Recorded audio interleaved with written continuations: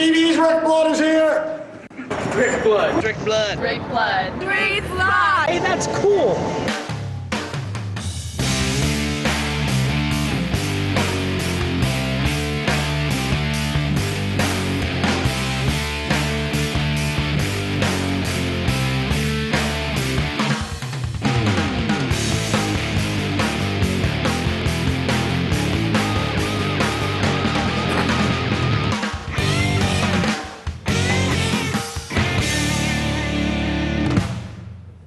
Welcome to Unfiltered.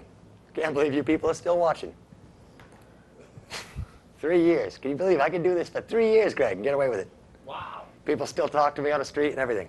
I went into Athens last week, and I can't remember what night it was, to get supper. It might have actually been last Thursday night. And I got my stuff, and an older gentleman came up to the counter, and he says, "I saw you on TV this week." And I said, "Yeah." He said, "You were talking about how all 75-year-old people should be put down." And I went, "Yeah." He said, "Well, I'm 73. And in my mind, the next thing that came out of his mouth was going to be, "So I got 2 years to kick your ass." But he said I pissed him off when the way I was talking about that so blunt 2 weeks ago. And then he saw some Woody Allen movie that was playing at the Colonial with Larry David in it. And he said he started thinking. And that, I made some good points. So he thanked me for making him think. I do my best, But, so I was saying maybe this week we should talk about the other end of the spectrum. Maybe. And the whole zero population growth as far as having families only having 2 kids. Sorry, Andrea. Andrea's got 5.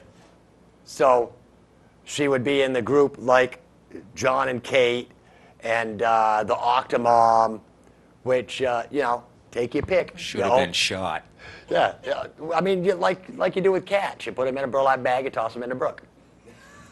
Something, But nope, you get 2, and that's it. So make your choice. You can only keep 2. Or there are other rules. Yeah, you can give like 1 or 2 up for laboratory testing or something.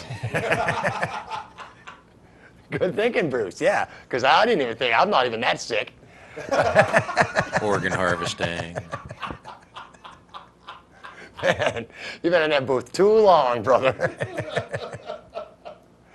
No, I'm thinking for instance, if your parents, or if you're an only child to start with, then you get to have an extra kid because your parents didn't have 2. You see how this is going? Does everybody understand? You want to take a few minutes to plot it out on your computer or whatever, go ahead. But, it's that type of thing. If both of your parents were single children, you were a single child, that means you can have 3 or 4. But basically, the idea is to only have 1 child per person. So a married family gets 2 kids. If you get divorced, oh well, you have to, you take your own kid with you, so, or something. But no, we have to figure out a way to even out the population and stop it from skyrocketing out of control. Because not only does it affect healthcare, it affects pollution, it affects the food supply, But everything. Rick, what do you do with all the leftovers? All the leftover what? Kids? Yeah, I got lots and lots of kids. Yeah, I know. That's what's wrong with the world, Andrea. In case she needs a 'Cause kidney people have- or like a bone marrow transplant or something, she's covered. She's got plenty of... That's what clones are for. Genetic engineering, right? You can grow your own body parts at home, in the bathroom, under the sink, Yeah, all kids are genetically engineered, just not in a laboratory per se. Well, some are. Or if you wear a lab coat, that counts. I wore a lab coat one time. So where was I going with this? Any idea, Jim? No? Through the population. Yeah, that's the whole cut and dry thing. Either old people have to be killed, or you have to stop letting people have as many damn kids as they want. So, plain and simple, that's how it is.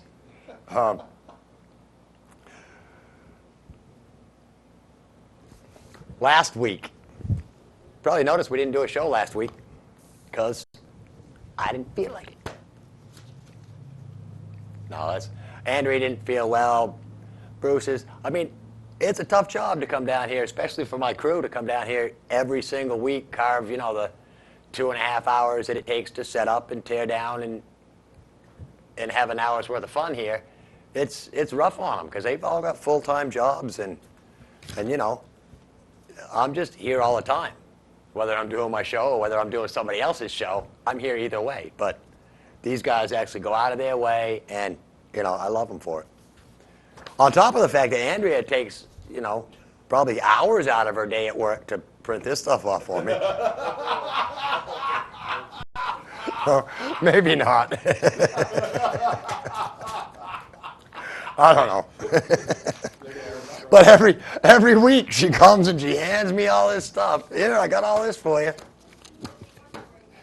Oh, lunch break. You burn your lunch breaks. Oh, God, don't do that.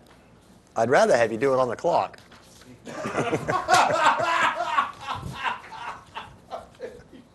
Much better if she gets paid for it, right? Yeah. And I'm trying to find one of them that you gave me last week about the terrorist in Scotland. Because when I heard that on the damn news, I was not thrilled. And I remember you gave me one. I saw it. Because I was actually almost ready for a show last week when Bruce called me Thursday morning and said we weren't going to do one.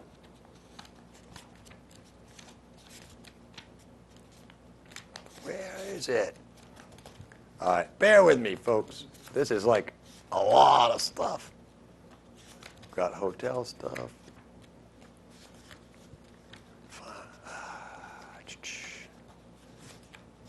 No, I can't find it now.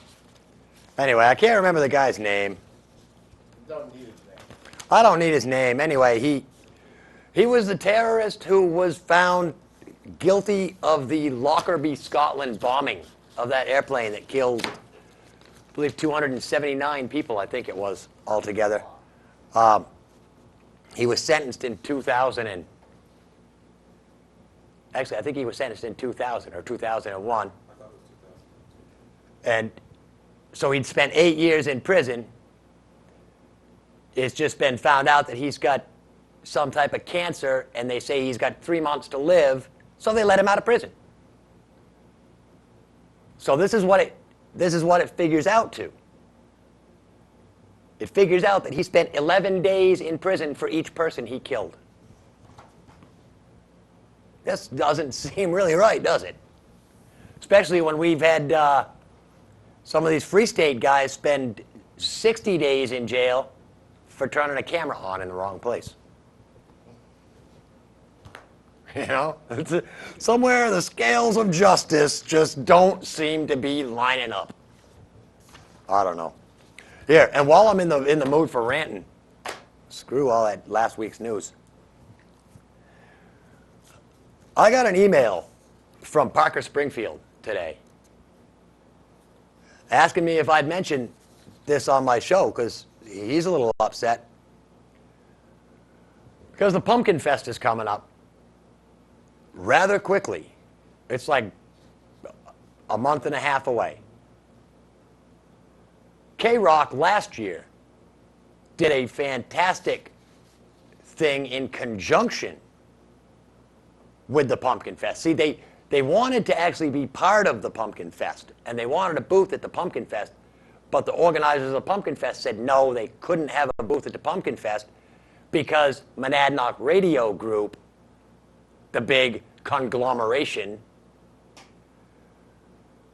is one of the main sponsors. So, God forbid, you have a competing radio station in, doing something good for the community. And let me add, Rock 101, K-Rock, is a locally owned small company. It's not a conglomeration. It's not Time Warner. It's not Viacom. It's not, Worldwide Pants. It's K-Rock. And that's it. They got just a small handful. Christ, they got a office space smaller than Cheshire TV has. Yeah. I think it's behind Miller Brothers Newton. Yeah. One of them little blocks right there. But they've got a crap-ass little space. But they make some great radio.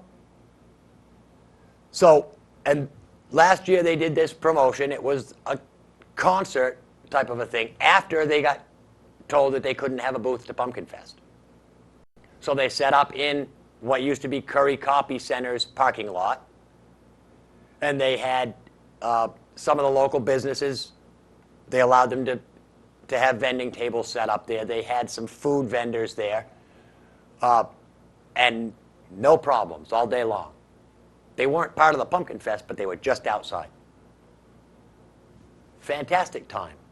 They raised a few $1,000s for a benefit called Alex's Lemonade Stand, which is a national childhood cancer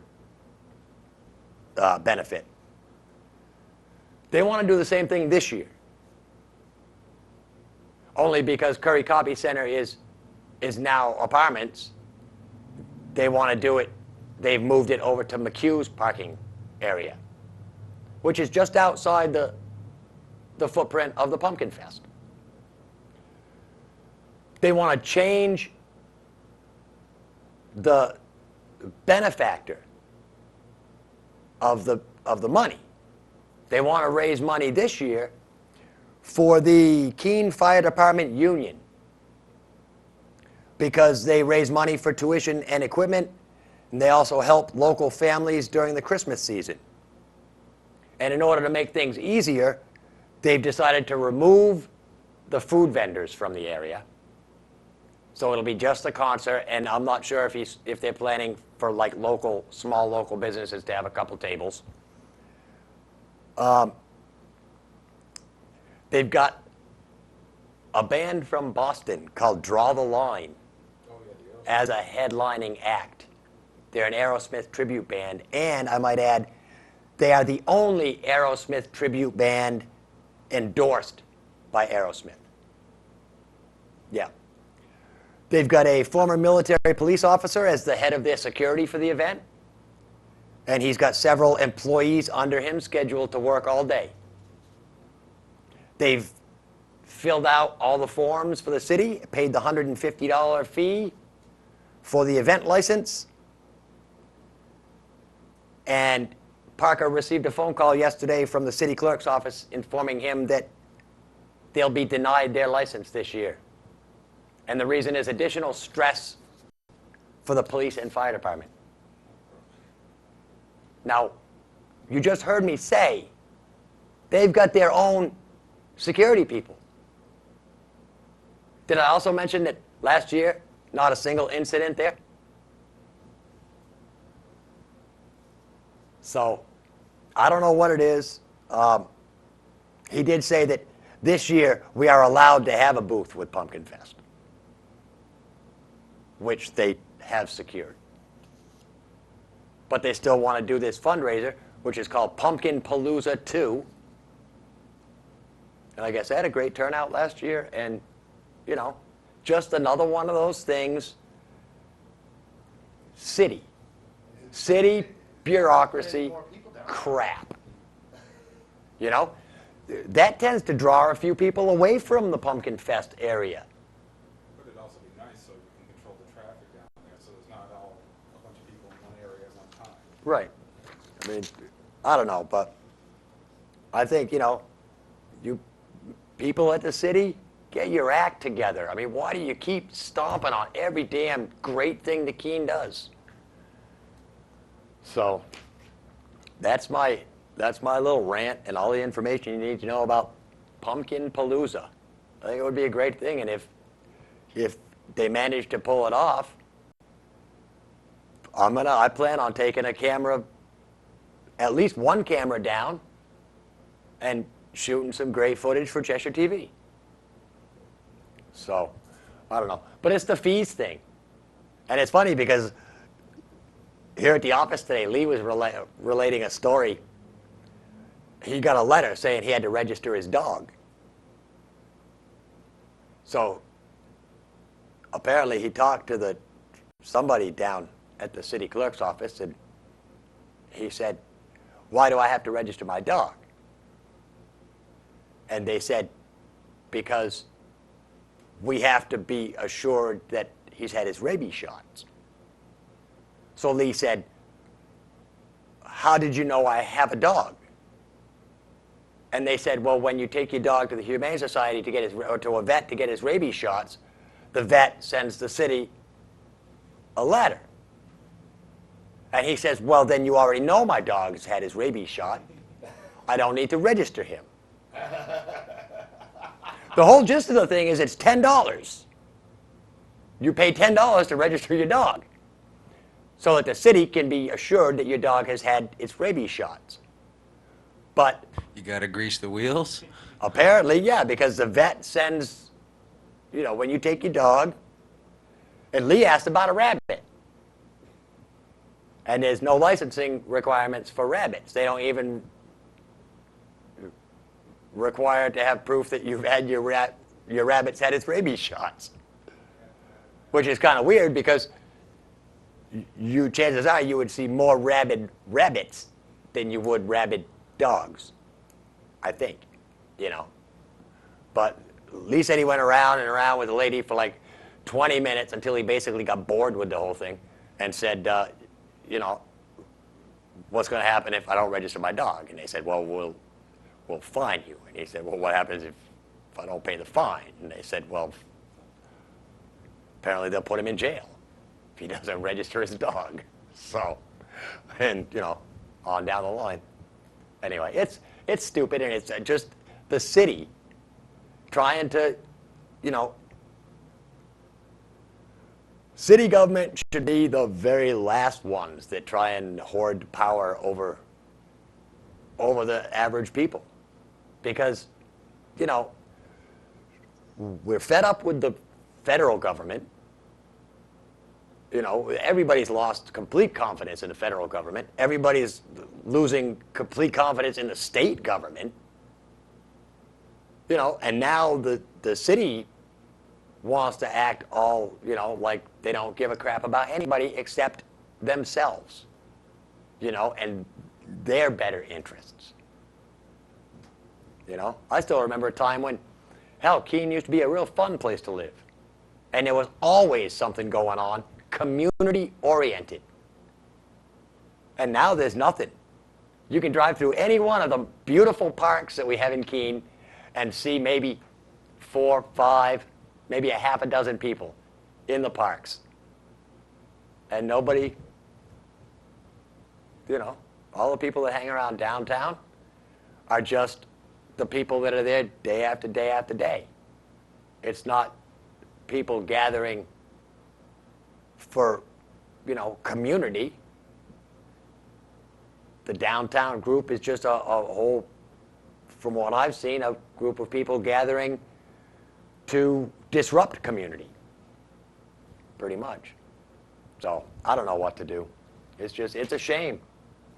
The city has to take away everything fun. All right. Yeah, we can start getting set up for crew call if you'd like. Let me talk about this because this is like almost 3 weeks old real quick. In Bedford, Ohio, it was a story a while ago. A father called 911 because his son refused to clean his room. And the funny thing is that the son was like 40-something years old. He was a member of the school board, and he lived in his parents' basement. So the father called 911. "My kid won't clean his room. He's 40. Come and arrest him."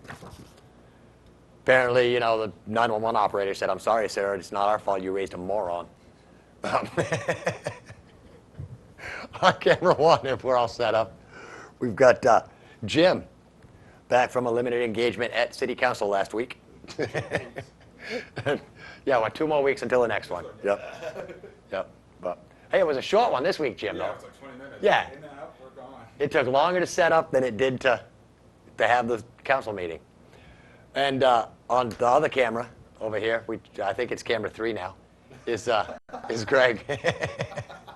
We finally numbered the cameras right. But same old Greg, tie-dye shirt and long ass ponytail. In the booth we got Bruce and Andrea. No, we don't. Not yet. All right. Well, we will have. They're in there. Believe me.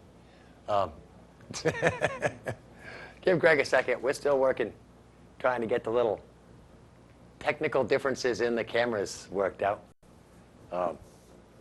So it's probably the iris thing. I just got to come up on the We game. had to get the iris up because I was in the dark over here, even though I got light. But Yeah. oh, what a stressful week it's been, man.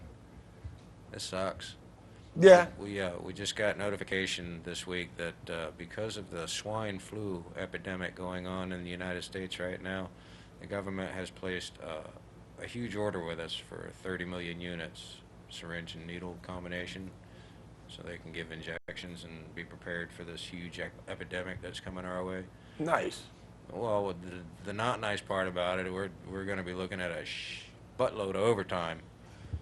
Yeah. And the bean counters think that it's going to be easier to work us 12 hours a day than it is to hire new people. So they just want to kill us and run us into the ground trying to make this shit. We're going to die from exhaustion before the swine flu gets me, I tell you. I ain't looking forward to it. Not going to Yeah. be any fun. I mean, it seems like, I don't know, maybe they should be producing that many all the time anyway, just because of the fact that, there's a heroin epidemic also. But people got to get shots. People got to get shots. But they never climbed overboard on the heroin stuff. So That's true. That's true. They what didn't promote the hell's it a very little much. swine flu? They didn't promote it. But, Maybe all these. We had AIDS, and so they're working real hard on cures for AIDS, and then we had is that H1N1, the swine one? Yeah. Yeah, there's some other one, the bird flu, and then the SARS stuff. All this stuff is breaking out, trying to equalize the population. right. This is It's nature's way of it's population nature. control. It yeah. is nature's way of trying to tell us, look, you guys are getting too big for your damn britches. And if we, sure, vaccinate everybody, and then next year everybody else can get vaccinated, and then the year after that everybody else can get vaccinated, and let's do NASCAR because I got to go off on this whole healthcare thing again. I'm sorry, Yeah, but it's still a lingering it's, issue. All it's right. damn sure a Let me, lingering let me issue. Get the hell out of the way. I'm telling you though, the only two things that bring me sanity in this world is my darling sitting next to me and being able to spend time with the squirrels in the evening when I come home from work. And the bastards at work trying to take that away from me. They want me to work from 7 in the morning to 7 at night. It's going to be dark before I come home. Them little squirrels going to be gone. Ain't going to have a chance to. Thanks, Bruce. Yeah. I mean nothing when I stop over, huh? I'm nervous about it. Well, you don't get scared after dark, but them little guys, there's predators out there. I get scared sometimes after dark. I'll I just hold don't your show hand, it. Don't worry. Oh goodness. Yeah, we had a great race at Bristol. And actually it was a good race. Yeah, except for the finish, because that damn nasty little skunk, he won. Greg cut it out. But I do have to give the devil his due. He's turning over a new leaf. He was gracious about it. And I tell you what, it left even the news media stumped, because even they're scratching their head as to why he was nice. But we were all kind of pulling, including the news media, we were all pulling that Mark Martin would move that darn little skunk Kyle Busch out of the way. But he was being a gentleman, didn't do it. But anyhow, yeah, the results were Kyle Busch, skunk, and I can say skunk because I'm really peevish tonight. So I can just rag on him because I can't kick somebody else's butt. Anyways, Mark Martin came in second. Marcus Ambrose had an awesome finish with third. Greg Biffle and then Denny Hamlin came in fifth. So Hey, how's not that, bad. Rick? That's Yeah. not bad. And Dale Jr. actually had a good finish. He finished top 10. He came in ninth, so that wasn't bad. Uh, the the standings aren't really changed a whole lot. It's Tony Stewart, Jimmy Johnson, Jeff Gordon. Denny's up in the fourth now. Carl Edwards, Kurt Busch is sixth. Ryan Newman, Greg Biffle, Juan Montoya is up into ninth. Mark Martin is in 10th, Casey Kane, and then Matt Kenseth brings up 12th. Now, the thing is, the points are really close. I would say with 10th through the 15th place, they're pretty close. So there's 3 races left, and just about anything could happen. So you never know. It's not going to be the chase finishers, or I should say the chase competitors, are not going to be decided until Richmond. And then you're going to find out who your top 12 are. But they don't have a race this weekend, and but there is a nationwide race up in Montreal, and that I'm looking forward to. That's always a good one. So stay tuned for that. And I'm trying to think where the heck. I think they go to Atlanta next, but that's not this week, but following week. And if we're real lucky, Kyle Busch still won't make the chase. So, anyways, it's back to you, Rick. Well, thanks. And I'll start the rant out with just a few facts. From 1927, the average life expectancy was 54.1 years. Let me finish out with 27. The president was Calvin Coolidge. Vice president was Charles Dawes. Inventions of 1927 were cable television. Believe it or not, 1927, yeah. The talking movie, the electronic television, and a mechanical cotton picker. The average income was $2,400 a year. And a new car cost $495. A loaf of bread cost 9 cents. And a gallon of gas was 12 cents.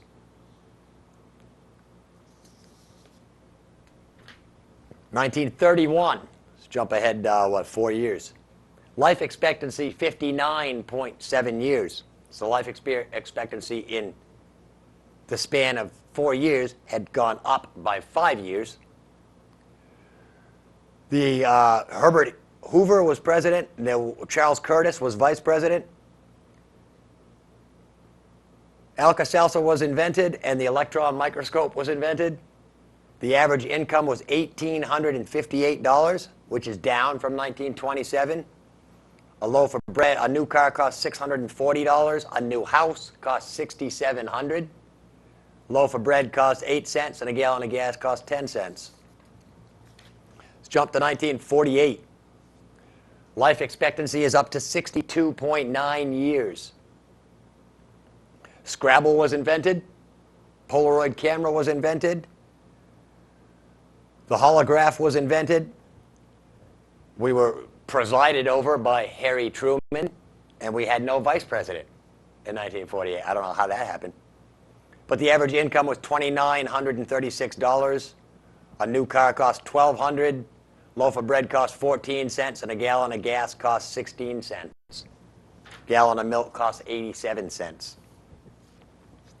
So I don't know what the life expectancy is these days, but 75 sticks in my mind. I'm sorry. But, you know, I saw watching something stupid, and they were talking about sunscreen and skin cancer. And it's the whole health scare tactics is what it is.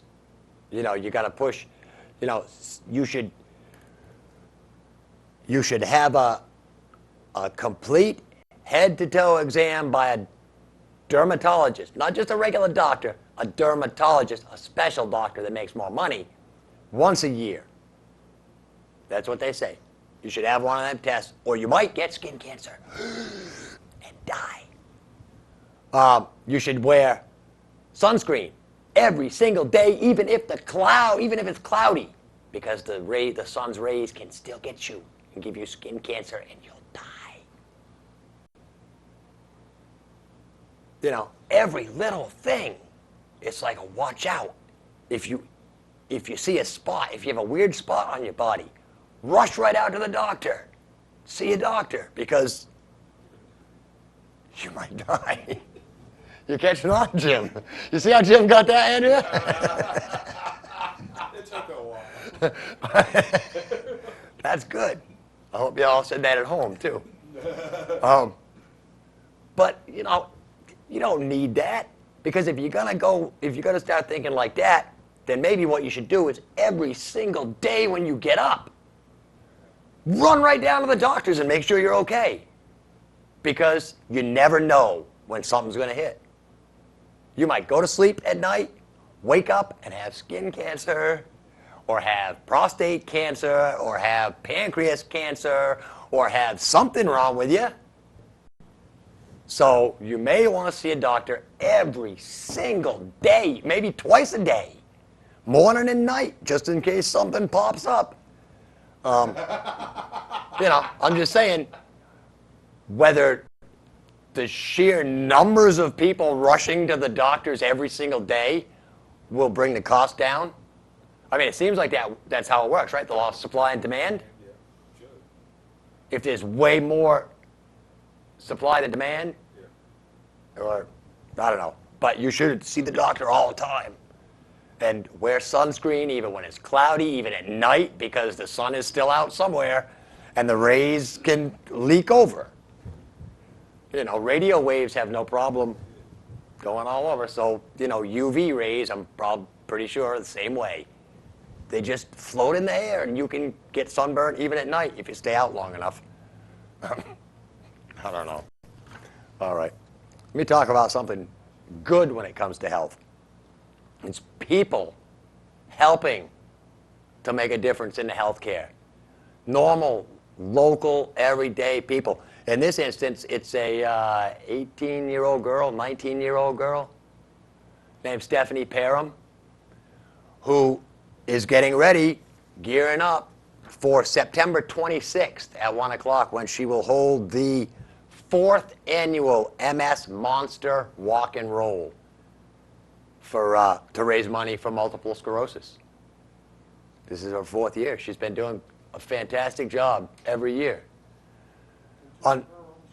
Yeah, I had her. She was my 3rd show I ever made. We plugged the MS Walk, and I went over and got some footage that first year. And then I went over last year, shot for pretty much the entire event, and came back to ingest the tape, and the camera had a clogged head, and the tape was ruined. So I was very disappointed. But she's doing it again this year on September 26th. Registration will be at noon. The walk starts at 1 from the Charlestown Fire Station. Free T-shirts will be available for the first 50 people with pledge sheets. There'll be mobility assistance available. All you have to do is ask. Next week, I'll have a graphic with all the numbers and contact information. So it's a great thing. So I think it's time for some music. Little bit of a break. And this week, you know, it's 2 weeks until this year's Music Fest. So I've decided I'm all done showing old Music Fest stuff that we've already seen over and over. And I'm going to go back to showing something from a real band, a real famous band, and it will include a little review of the band at the end to keep me legal. But this week on the Mom's Tattoo musical interlude is Golden Earring.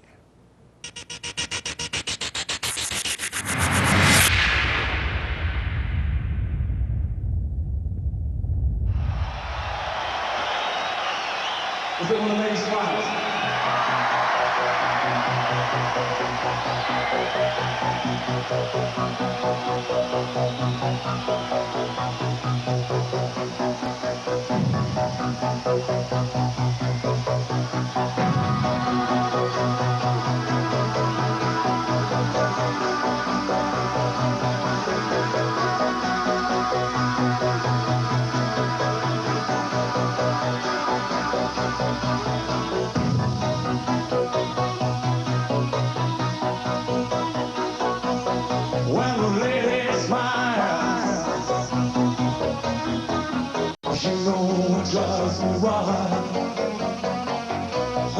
like someone resourceful.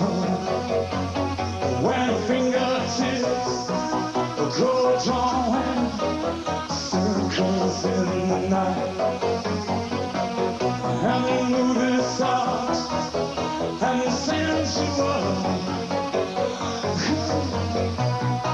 And I love it, yeah, I love it. You see, I'm so to all my dreams. Every time it feels like the earth is shaking. Doesn't matter, cosmos falling. She's a shadow, baby, it's raining. The past, shadow dancing.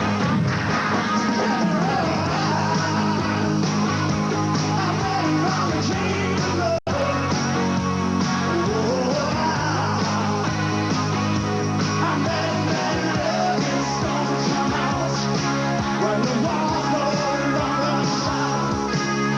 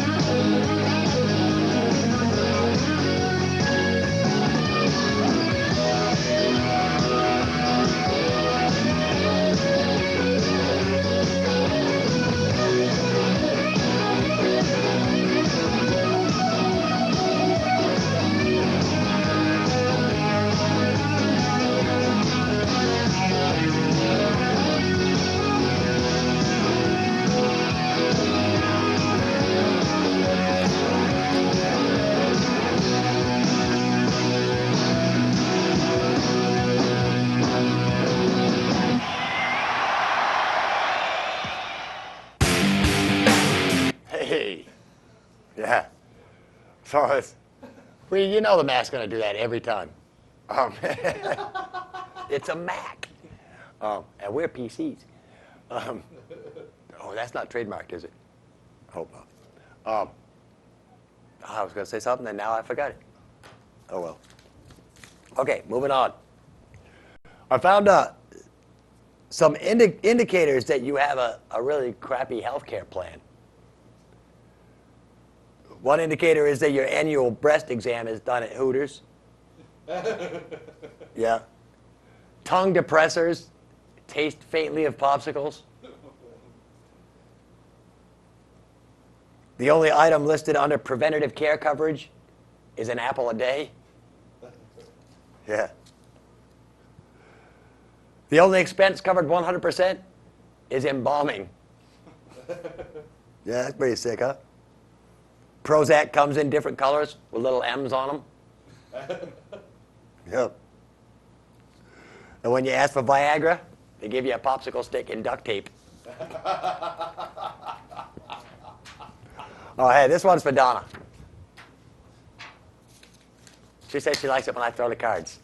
And I don't have time to write anything on the cards, but I guess I can still whip them out. Hey, on August 16th, over in Manchester, New Hampshire, a 1,224-pound triple vanilla cupcake with pink frosting set a record for the world's largest cupcake. Yeah. It was actually unveiled Saturday on the 15th at the Woodward Dream Cruise Classic Cars event in Royal Oak, Michigan. And it was a Guinness World Record. It took 12 hours to bake and included 800 eggs and 200 pounds of flour and sugar. Yep. And there were slices of the cupcake were served in exchange for donations to the Susan G. Komen for the Cure Breast Cancer Organization. But it was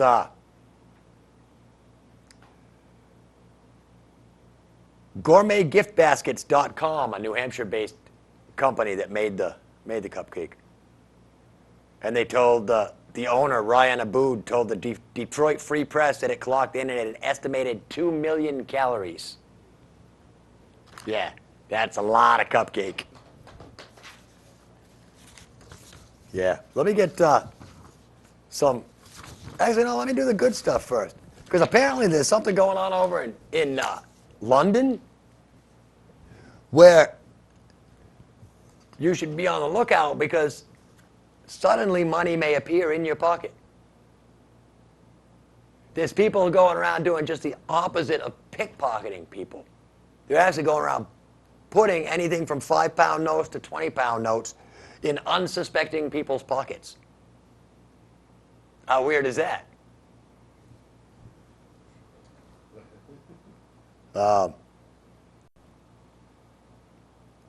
It's called put pocketing. And it's headed up by a guy named Chris Fitch, who's a former pickpocket. Yeah. 20 former pickpockets have turned over the new leaf and are now slipping money into people's pockets because of the economy. And Chris Fitch says, every time I put money back in someone's pocket, I feel less guilty about the fact I spent many years taking it out. Pretty cool, huh? Yeah. All right. What else have we got? Oh, speaking about giving money away, on August 17th, out in Glendora, California, a man, 56-year-old man, trying to find his name,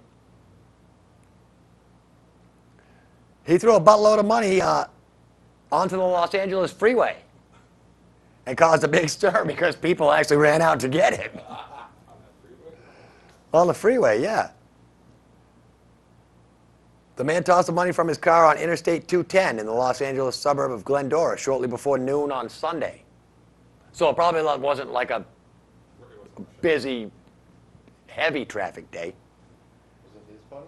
But about, the cop said about 10 people ran into traffic lanes to get it. And the California Highway Patrol recovered about $1,000 worth of it. But apparently afterwards, the 56-year-old man went to the police department and told the officers he wanted to kill himself and was hospitalized for mental evaluation. And the authorities are asking anyone who picked up the man's money to turn it in so that it can be returned to the money to pay for his hospital costs. Healthcare again! How long can we scream about this before something happens? I'm telling you, you just give up going to the doctors. That's the whole point.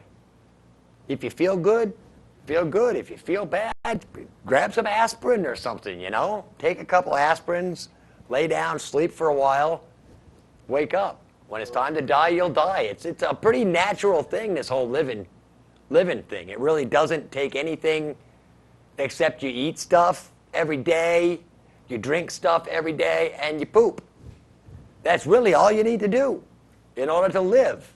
And then, naturally, at some point, you'll die. That's the way it works. This is funny. Out in Arizona, man, people are going crazy. Because apparently,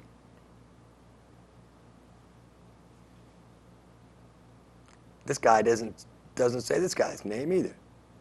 But apparently a southern Arizona man was pretty shocked when he went out into his yard on Monday to retrieve his 12 pairs of socks off the clothesline and found that they'd been stolen. Socks. Yeah. Really, somebody needed socks. They were just white athletic socks.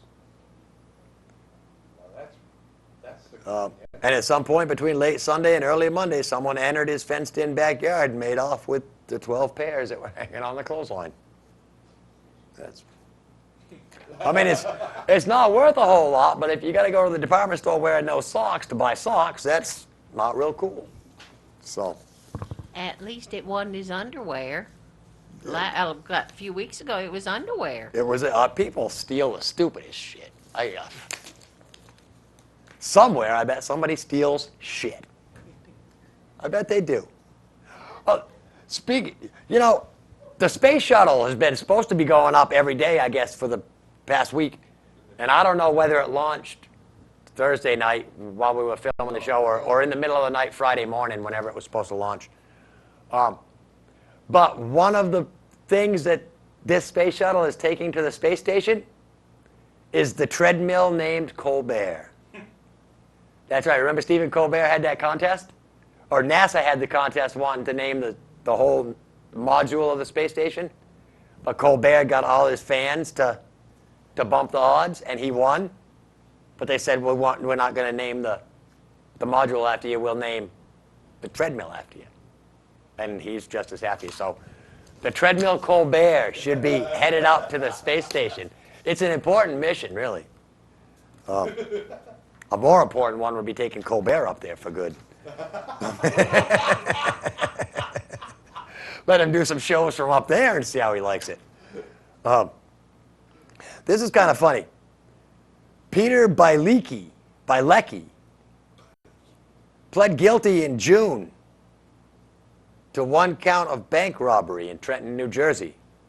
But he admitted to 5 other holdups on consecutive Thursdays in January, February, and March. This was a guy that robbed the bank every Thursday. Yeah, and apparently it took him 5 times before they caught him. He was arrested after a March 5th robbery. So yeah, it took him 5 friggin' bank robberies every Thursday. They probably should have put a cop at the bank the next Thursday. On the 3rd Thursday, I would have had a cop there. Or at least an armed guard. Somebody, you know. He didn't give a reason for choosing Thursdays, but authorities say the pattern made it easier to track him. You think? I mean, I cash my paycheck every Friday, so I'm pretty sure if a cop shows up at the bank on a Friday, he'll see me there cashing my paycheck. If you're going to rob banks, you got to mix it up. Go to New York or something. See, smart criminals will only rob one bank, but it will be worth it, and they won't ever have to do another day's work in their life. Actually, the real crooks just get into politics. They start with city, move on to state, go up to, and I mean, you can see it in some of our city councilors already. And it's weird. I hate to say it and, you know, make a mess out of things, but that's what I do. We've been airing this thing that the Free State people shot a few weeks ago at City Hall because Pamela Russell Slack was supposed to have a town hall meeting. I'm not sure if it was supposed to be about health care or what, but the Free State people showed up with their cameras. And then she changed up the rules, and she was going to talk to people individually, and they went there with their cameras, and she like blew them off all the time. And I mean, I hate to say it, well, maybe I don't hate to say it, but I just have to bluntly say it. The video makes her out to look like a real bitch. Because at one point in the video, Ian Freeman, or whatever Ian's last name is, or whichever one he's using this week, he said, he said, Pam, I'm a constituent. And she turned around, she said, who cares? That's like, You know, and that's the only part that got me. I mean, is this the way that our city council people actually see the people that live in this town? Do they see us as just nobodies? Because I got news, but we're somebodies. I don't know. Ian actually said he's running for mayor this year. I think Wright was supposed to. And you know, I don't know what it costs to run for mayor or anything. I think You don't think? $5 or 50 signatures. You think so? That's it, $5 or 50 should run for signatures. mayor. I should run for mayor. Make it interesting. You think so? All right. I will. I will. I'm going to run for mayor. You heard it right here on Unfiltered. Rick Blood. TV's Rick Blood. And that's how I will appear on the ballot, as TV's Rick Blood. I don't know if they'll let you. And if I win, you can refer to me as Your Highness. That's it. So, Does that mean Now wait. Unfiltered will be done from city council? I have to meetings check now, one or- thing. They don't drug test for mayor, do they? No. Okay, cool. And hey, I'm in. I'm in. And you will be able to call me Your Highness, and I will live up to the deal. But yeah, I'll talk to Randy tomorrow night and see what I got to do to put my name into the running. Because hey, at the very least, I might get involved in a very cool debate where I can be able to voice some cool points of view. You can bullshit your way through just like they do. You think? Hey, I got pretty hair, and you know, I'll hire a first lady. I don't care. You know, I'm pretty sure if I was mayor, I could find somebody to play first lady every night. Say, hey, I'm the mayor, and I've got a TV show. All right. And I would never permit a park next to a hotel that's all windows like New York did. If anybody's seen this, apparently you can stand right in the park and look into people's rooms, and there have been people doing all kinds of fun and nasty naked things in those rooms.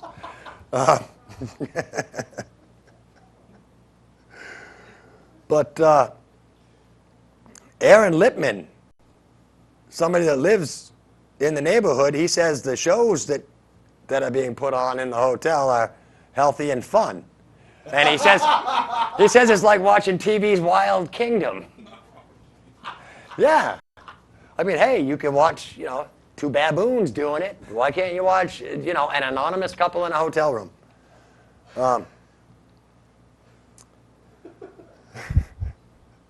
Says guests at the Standard Hotel in Manhattan keep failing to close the curtains as they frolic naked in front of their room's floor-to-ceiling windows.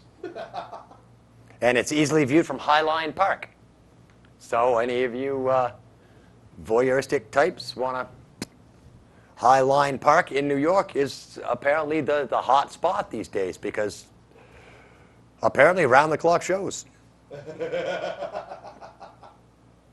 It says the hotel issued a statement Monday saying its managers will try to remind guests of the transparency of the windows.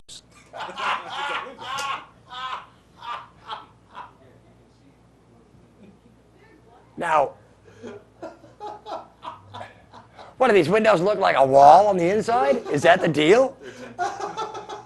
So that you can't see out, but you can see in? They're all one-way mirrors, man. Or maybe just the window company put them in backwards. And if that's the case, I'd think about a lawsuit against a window company. Much like the lawsuit I'd file in France, because a French town has actually banned elephants from their beach.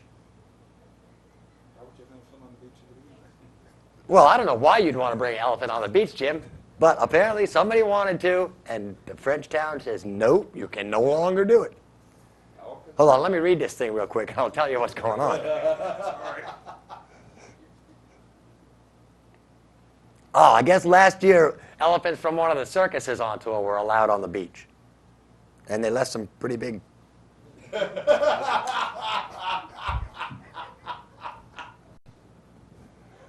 I guess that's pretty much the basis of the rejection, why the town doesn't like it, because they left some pretty good souvenirs of the circus on the beach.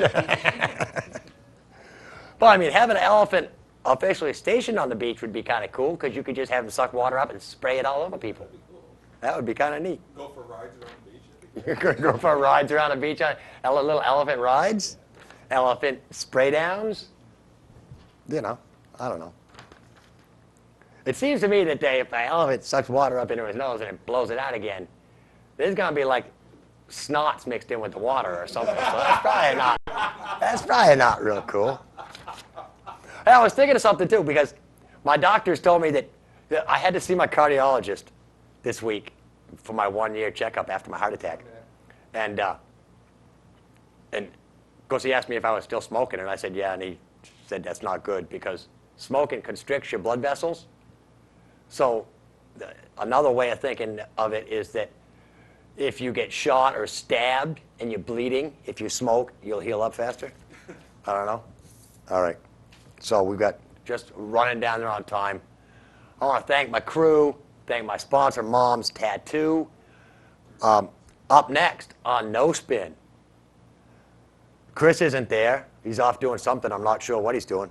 But Dan Eaton, State Representative Dan Eaton, will be joining Randy. And they'll be talking to the city clerk, Patty Little. So I'm sure it'll be quite a rousing little show. Maybe they'll get some answers as to how come, we can't have a really good Aerosmith band in Keene. So, I don't know. That's it for this week. Till next week, peace.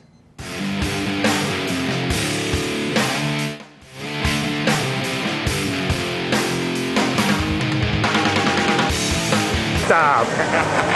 There are kids watching. That's no way to teach kids how to behave.